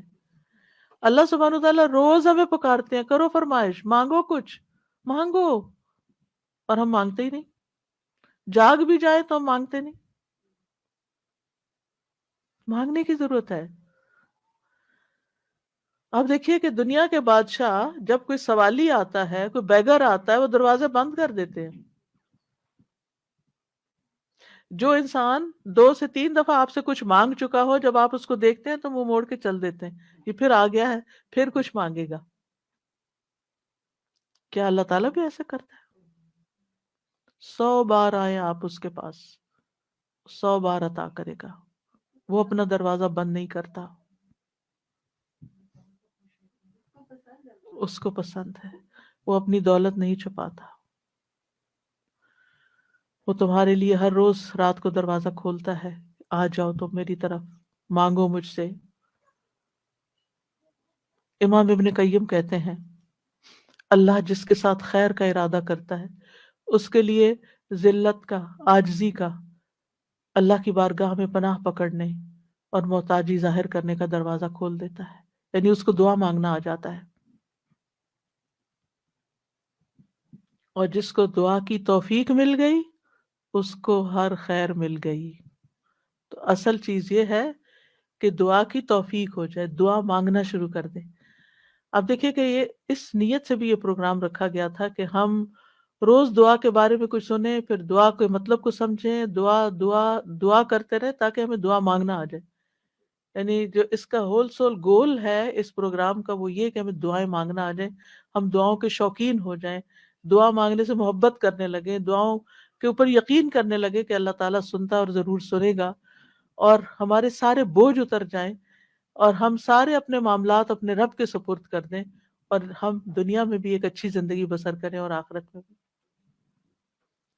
امام ابن تیمیہ کہتے ہیں جب اللہ کسی بندے کے ساتھ خیر کا ارادہ کرتا ہے تو اس کے دل میں دعا مانگنے اور اس سے مدد طلب کرنے کا الہام کر دیتا ہے کہ اللہ سے مانگو، اس کے دل میں ڈال دیتا ہے، اور اللہ اس کے مدد طلب کرنے اور اس کے دعا مانگنے کو اس کے لیے خیر کا ذریعہ بنا دیتے ہیں جس کے لیے اس نے مدد طلب کی ہوتی ہے، یعنی اس کا رستہ نکل آتا ہے۔ تو دعا مانگنے کے فائدے کیا ہیں؟ دعا ہر حال میں انسان کو فائدہ دیتی ہے، یعنی آپ نمبر ایک دعا مانگ رہے ہوتے ہیں تو آپ عبادت کر رہے ہوتے ہیں، یہ اجر الگ لکھا جاتا ہے۔ اللہ تعالیٰ کی پسند کا کام کر رہے ہوتے ہیں، اللہ تعالیٰ سے کنیکٹڈ ہوتے ہیں، اور پھر وہ یا تو دعا فوراً قبول ہو جاتی ہے، جو مانگا وہ اسی وقت مل جاتا ہے، یا پھر یہ کہ کوئی ایسی مصیبت ٹل جاتی ہے جو آنے والی تھی اور آپ کی اس دعا کی وجہ سے وہ مصیبت چلی گئی۔ رسول اللہ صلی اللہ علیہ وسلم نے فرمایا دعا فائدہ دیتی ہے اس کے بارے میں بھی جو کچھ نازل ہو چکا ہے اور اس کے بارے میں بھی جو نہیں اترا، بس اللہ کے بندو تم پر دعا کرنا لازم ہے، یعنی جو مصیبتیں آ گئی ہیں ان کو بھی دور کرے گی دعا، اور جو ابھی نہیں آئی اتر رہی ہیں ان کو بھی دور کر دے گی، آنے والی مشکلات کو بھی ہٹا دے گی۔ پھر یہ کہ اللہ تعالیٰ اپنے مانگنے والوں کو خالی ہاتھ نہیں لوٹاتا۔ حدیث میں آتا ہے بے شک اللہ عز و جل کو اس بات سے حیا آتی ہے کہ اس کا کوئی بندہ اس کے سامنے ہاتھ پھیلا کر کسی خیر کا سوال کرے اور وہ انہیں خالی لوٹا دے، کہ کچھ بھی نہ ڈالے اس میں، ایسا نہیں ہوتا۔ انس رضی اللہ عنہ کہتے ہیں رسول اللہ صلی اللہ علیہ وسلم نے فرمایا بے شک اللہ بڑا رحیم ہے، بڑے کرم والا ہے، اس کو اس بات سے شرم آتی ہے کہ اس کا کوئی بندہ اس کے آگے اپنے دونوں ہاتھ پھیلائے اور وہ ان دونوں میں کوئی خیر نہ ڈالے، وہ ایسا نہیں کرتا۔ جو مسلمان بھی اپنی حاجت اللہ کے آگے رکھ دیتا ہے اللہ تعالیٰ اسے ضرور نوازتا ہے، ضرور دیتا ہے۔ رسول اللہ صلی اللہ علیہ وسلم نے فرمایا جو مسلمان اپنا چہرہ اللہ کے سامنے گاڑ کر، یعنی پورے فوکسڈ طریقے سے توجہ کے ساتھ کسی چیز کا سوال کرتا ہے وہ اس کو وہ چیز ضرور عطا کرتا ہے، خواہ جلدی عطا کرے یا ذخیرہ کر کے رکھ لے اس کے لیے اگلی دنیا میں عطا کرے، لیکن ملتا ضرور ہے۔ اور پھر آپ دیکھیے اس آیت میں اللہ تعالیٰ نے کوئی شرط نہیں رکھی، یعنی جو مانگو گے میں دوں گا، یہ نہیں کہا تم یہ کر کے آنا پھر میں دوں گا، بعد میں کہا کہ ٹھیک ہے تم بھی میری بات مانا کرو، ریکمینڈڈ ہے یہ بات، لیکن شرط نہیں ہے کہ تم نے مانی تو پھر ہی میں بھی تمہاری مانوں گا۔ اور پھر آپ دیکھیے کہ یہ ہمارا فرض بنتا ہے کہ ہم اپنی دعاؤں میں اخلاص پیدا کریں، ورنہ اللہ تعالیٰ تو ہر ایک کو، نیک بد گناہگار حتیٰ کہ ابلیس کی بھی دعا قبول کر لیتا ہے۔ دعا کے سبب تقدیر بدل جاتی ہے، حدیث میں آتا ہے قضا کو صرف دعا ہی بدل سکتی ہے، اور نیکی کے علاوہ کوئی چیز عمر کو نہیں بڑھا سکتی۔ نیکی کرتے جاؤ انشاءاللہ عمر بھی لمبی ہوگی اور نیکیوں کی مزید توفیق ہوگی۔ دعا کی وجہ سے آزمائشیں ٹل جاتی ہیں۔ امام غزالی کہتے ہیں بس جان لیں کہ قضاء و قدر میں سے یہ بھی ہے کہ اللہ آزمائشوں کو دعا کے ذریعے ٹال دیتا ہے۔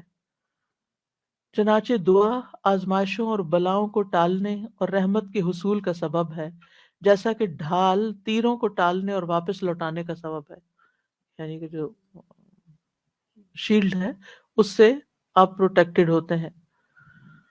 اور جیسے پانی زمین سے نباتات نکالنے کا سبب ہے، یعنی آپ پودا لگاتے ہیں اسے پانی لگاتے ہیں تو اس میں سے کچھ نکل آتا ہے۔ جن لوگوں کے گارڈنز ہیں وہ تو یہ تجربہ کرتے ہی ہوں گے کہ جب سمر آتی ہے اور وہ ڈالتے ہیں کچھ تو پھر اس میں سے ننھی منھی کونپلیں نکلتی ہیں۔ لیکن اگر نہیں تو میں آپ سب کو ریکمینڈ کروں گی کہ اللہ الخالق کی تخلیق کو دیکھنے کے لیے گھر میں ہی کوئی مٹی کا پلانٹ پاٹ رکھ لیجئے اور اس میں کوئی بیج ڈال دیجئے، اور ان بیجوں کے پھوٹنے اور چھوٹی چھوٹی کونپلیں نکلنے کے عمل کو دیکھیے، آپ کو اللہ پہ اتنا پیار آئے گا، اتنی محبت آئے گی۔ یہ اللہ کی تخلیق کی نشانیاں ہیں نا، اور اس سے اللہ کی پہچان ہوتی ہے، انسان اللہ کے قریب ہوتا ہے، اللہ کی قدرت نظر آتی ہے۔ تب امام غزالی کہتے ہیں کہ جیسے پانی زمین میں ڈالیں اور بیج سے کچھ نکلے گا، یہ پانی ڈالنا سبب ہے بیج پھوٹنے کا، ایسے ہی دعا سبب ہے خیر ملنے کا۔ مانگو تاکہ تمہیں ملے، بہت کچھ تو وہ ہمیں بن مانگے بھی دے رہا ہے، ہم نے وہ مانگا بھی نہیں ہوتا جو کچھ وہ ہمیں دیتا ہے، لیکن اس سے زیادہ اگر تم مانگو گے تو پھر والا وہ کیوں نہیں دے گا۔ اور پھر ہم دیکھتے ہیں اور پھر وہ کہتے ہیں کہ جیسے ڈھال تیر کو لوٹاتی ہے اور دونوں ایک دوسرے کی مدافعت کرتے ہیں، اسی طرح دعا اور آزمائش آپس میں زور آزمائی کرتے ہیں۔ آزمائش اوپر سے اتر رہی ہوتی ہے اور دعا نیچے سے چڑھتی ہے، اور بیچ میں جا کے وہ ان کی لڑائی ہوتی ہے، وہ دعا کہتی ہے واپس چلو، اس بندے پہ نہیں آنا۔ تو اس لیے بہت ضروری ہے کہ ہم اللہ تعالیٰ سے مانگتے رہیں۔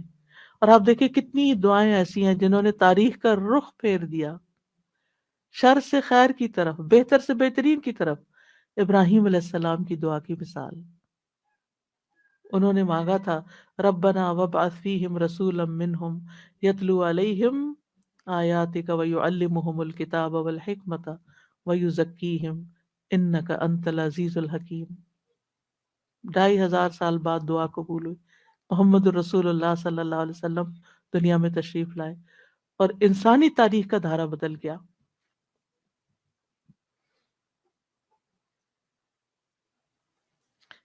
ابو امامہ کہتے ہیں میں نے کہا اللہ کے رسول صلی اللہ علیہ وسلم آپ کے اس کام کی ابتدا کیسے ہوئی، یعنی آپ نے یہ جو سب کچھ کیا ہے بگننگ کہاں سے تھی؟ کہا میرے باپ ابراہیم علیہ السلام کی دعا سے۔ آپ بھی اپنے بچوں کے لیے، نسلوں کے لیے، اپنے شاگردوں کے لیے دعائیں کیا کریں، معلوم نہیں ان میں سے کون آپ کی دعا کی وجہ سے کوئی ایسا خیر کا کام کر جائے جو آپ کے لیے بہترین صدقہ جاریہ بن جائے۔ تو دوسروں کے لیے دعائیں کرنے میں بخل سے کبھی کام نہ لیں۔ بعض اوقات کچھ کام ہم خود نہیں کر پاتے، نہ اس کے قابل ہوتے ہیں، نہ ہماری اتنی زندگی ہے، نہ اتنی سخت ہمت اور صلاحیت، لیکن ہم جب دوسروں کے لیے وہی دعائیں کرتے ہیں تو اللہ سبحانہ تعالیٰ ان کے ذریعے وہ سارا ثواب اور خیر ہم تک واپس پہنچا دیتا ہے۔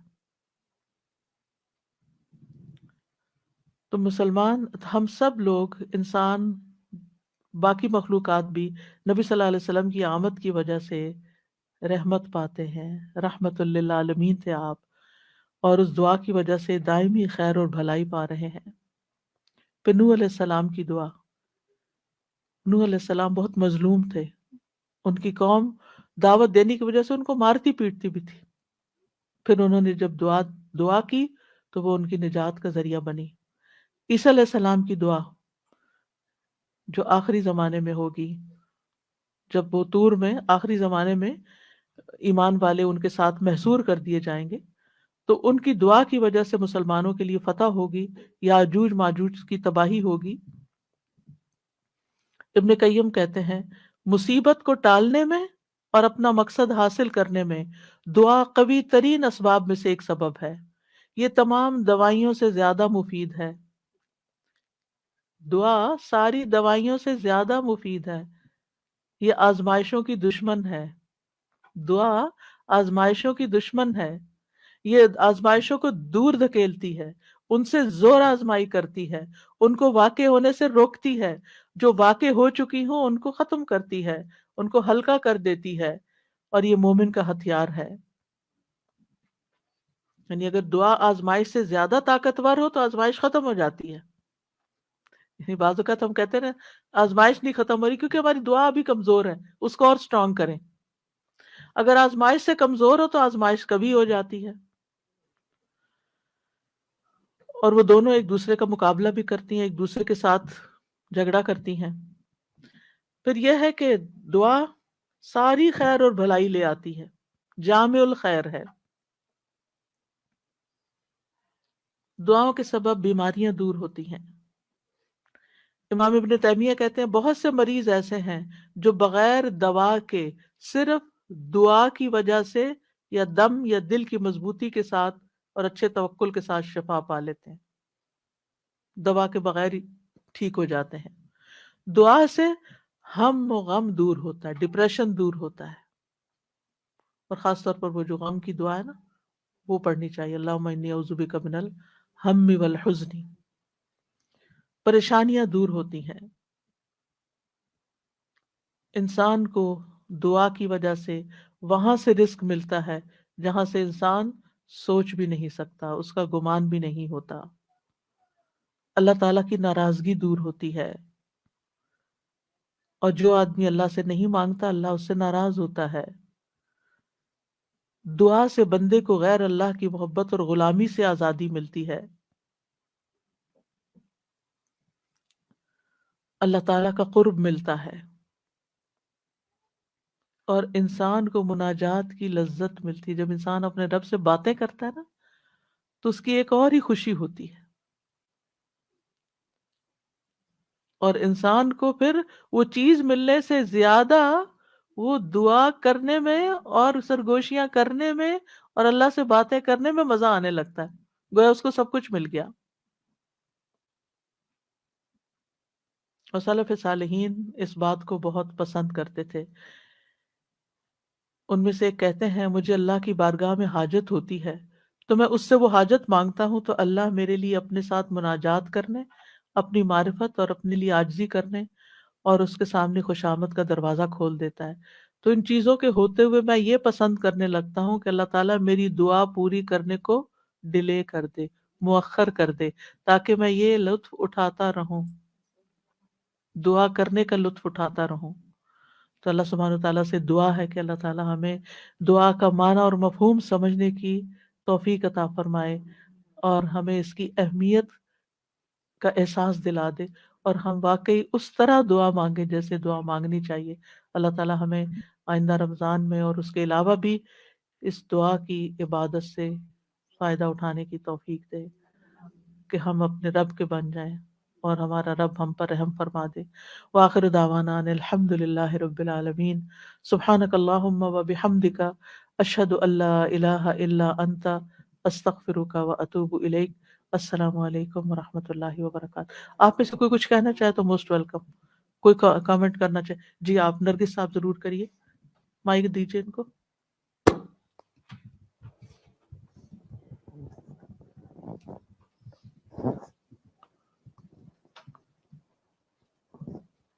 السلام علیکم۔ اتنا خوبصورت لیکچر، میں سوچ رہی تھی کہ جیسے آپ نے کہا نا قریب اور مجیب، تو جب آپ نے کہا نا قریب تو میں سوچتی کہ ارسپیکٹیو آف کہ ہماری دعا قبول ہو یا نہ ہو، جو ایک سینس آف کلوزنس اللہ سبحانہ تعالیٰ کے ساتھ فیل ہوتی ہے، دیٹ از ریئلی گریٹ۔ بالکل۔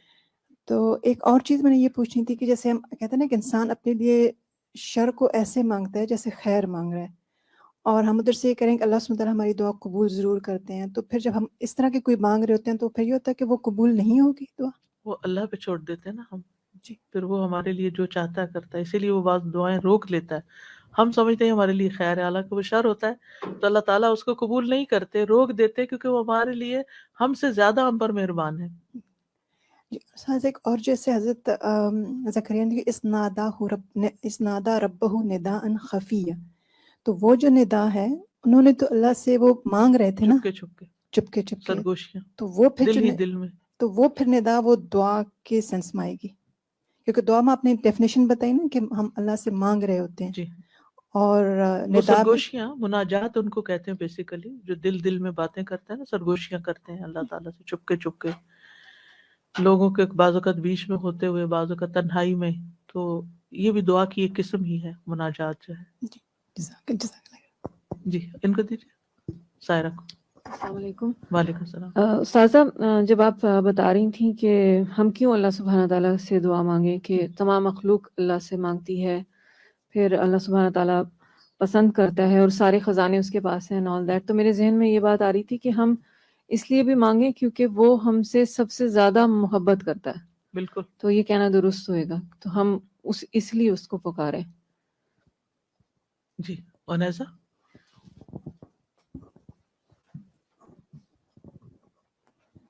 ہاں استاذ جی، مجھے ایسے لگ رہا تھا کہ جیسے نماز میں خشوع کی ضرورت ہے نا، تو دعاؤں میں بھی خشوع کی ضرورت ہے۔ بالکل وہ خشوع جو مسنگ ہے، اسی لیے وہ دعا بھی وہ افیکٹونیس لوز کر جاتی ہے۔ بالکل۔ جزاک اللہ۔ بھیا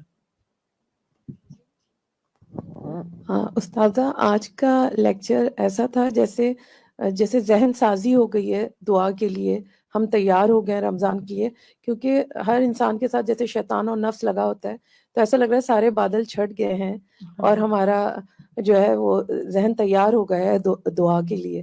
تو جو ڈاؤٹس ہوتے ہیں یا جو وسوسے ہوتے ہیں وہ سارے ہٹ گئے، اور میرے خیال میں ساری امت کو جو بھی سن رہا ہے اس کو بہت فائدہ ہوگا، جس سے کہ پورے رمضان جو ہم دعا مانگیں گے اس میں اب ہمارے خدشات نہیں ہوں گے۔ اور ایک سوال یہ ہے، یقین سے، اور ایک سوال یہ ہے کہ دعا میں ہم کوئی واسطہ کس چیز کا واسطہ دے سکتے ہیں؟ جیسے بعض لوگ اپنے تو نیک اعمال کا۔ اپنے نیک اعمال کا۔ جزاک اللہ خیر۔ بھیا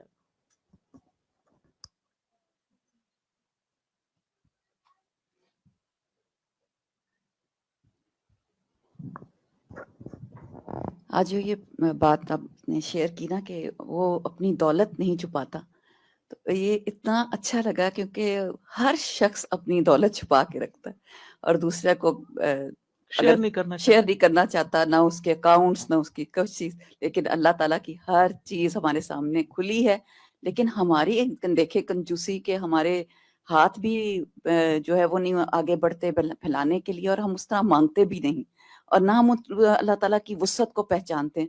تو جزاکم اللہ خیر، آج جو آپ نے جس طرح بیان کیا اس سے اللہ تعالیٰ کی وسعت، اللہ کی بڑائی، اور اتنی بڑائی ہونے کے باوجود اور عظمت کے باوجود ہم اللہ تعالیٰ کو کتنے قریب پا سکتے ہیں اپنے۔ جزاک اللہ خیر۔ بھیا استاذہ جی، قریب المجیب سے بالکل بچوں کے ساتھ جو ریلیشن شپ ماں کی ہوتی ہے وہی تصور سارا وقت آتا رہا دماغ میں، کہ بچوں کو بھی کئی دفعہ جب ہم دے دیتے ہیں چیز، پھر ہم ان سے کہتے ہیں کہ اچھا ٹھیک ہے یہ میں دے رہی ہوں لیکن نیکسٹ ٹائم تم نے بھی میری بات ماننی ہے۔ تو بالکل ایک تو وہ کنڈیشن فیل ہوئی، اور دوسری جو مجیب القریب کے جب بچہ زیادہ تکلیف میں ہوتا ہے یا کسی بھی پریشانی میں، جیسے بیمار ہی ہو گیا بچہ، تو اس کو اس وقت بس ماں ہی قریب چاہیے ہوتی ہے کہ امی اٹھ کے ادھر ادھر نہ جائے۔ تو مجھے یہ بھی بالکل بہت زیادہ ماں اور بچوں والی کیفیت جو ہے وہ آ رہی تھی بار بار خیال میں۔ جزاکم اللہ خیر۔ بھیا اوکے جی، ان کو دیجیے۔ السلام علیکم ورحمۃ وعلیکم اللہ السلام وبرکاتہ۔ ورحمۃ اللہ وبرکاتہ۔ استاذہ، مجھے جو سب سے زیادہ دل کو بات لگی نا وہ یہ کہ ہم جب بہت پریشان ہوتے ہیں اور ہم نہیں چاہ رہے ہوتے کہ کسی کو ہماری یہ تکلیف یہ پریشانی پتہ چلے، تو جب اللہ کے آگے دل ہی دل میں بس رو دو نا اور اللہ سے مانگو، وہ جو سکینت اس وقت دل پہ اترتی ہے نا، اور بس لگتا ہے کہ کسی نے ساری مشکلات دور کر دی آن کے آن میں، لگتا ہے کہ بس کوئی ہے جس نے ہمارا وہ سہارا بن گیا ہے اور اب ہمیں وہی بس بچا لے گا اس مشکل سے۔ تو یہ میں بالکل اس کو جیسے دل سے محسوس کر رہی تھی۔ جزاک اللہ خیر کثیر۔ السلام علیکم ورحمۃ اللہ وبرکاتہ۔ اللهم صل على محمد وعلى آل محمد كما صليت على إبراهيم وعلى آل إبراهيم إنك حميد مجيد۔ اللهم بارك على محمد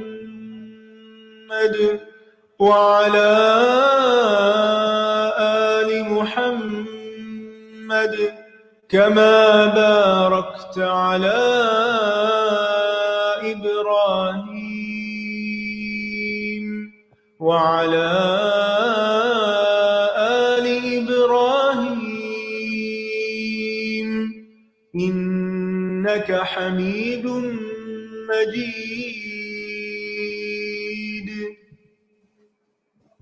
السلام علیکم ورحمۃ اللہ وبرکاتہ. آپ سب سے دوبارہ ریمائنڈر, الحمدللہ we still have some of these